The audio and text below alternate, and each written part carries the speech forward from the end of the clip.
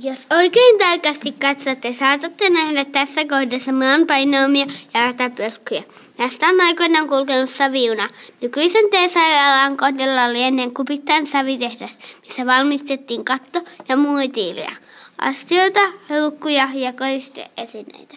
Savitehdas tarvitsi tietysti käyttöönsä suuret määrät savea, joten rakennettiin kapearauteinen rautatie. Aluksi junaa vetivät hevoset ja 1930-luvulla lähtivät dieselveturit, joista alettiin kutsua savipässeiksi. Pässi. Pässi eli päkänä kulkee tästä kerran tunnissa Maariankirkon suuntaan savenottopaikalle, missä vaunut täytetään saveilla ja sitten juna jyskyttää takaisin tehtaalle päin. Erään kerran savivaunu kaatui 4 talon pian nurmikolla. Aina kun Pässi ajaa tästä ohi, kaikki leikkipuiston lapset ryntää vaidalla katsomaan.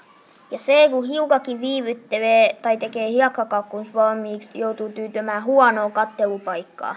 Ja puistotädit ovat ilossi. Ja mun äit, se on aina vallan kauhistans, kun mä tulee kotiin. Mun kans kiellet menemästä Pässi kyytiin, kun vaatteet ovat ylpäät saves.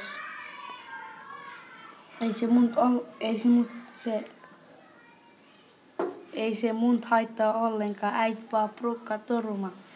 Pässi tulee, hypätään kyytiin. Hypätään, tukkapelyn uhalla. Tukkapelin uhallakin. Savijunan vauhti oli nopeimmillaan 8,7 kilometriä tunnissa ja Saksasta hankittu kaivosveturi painoi 7 tonnia.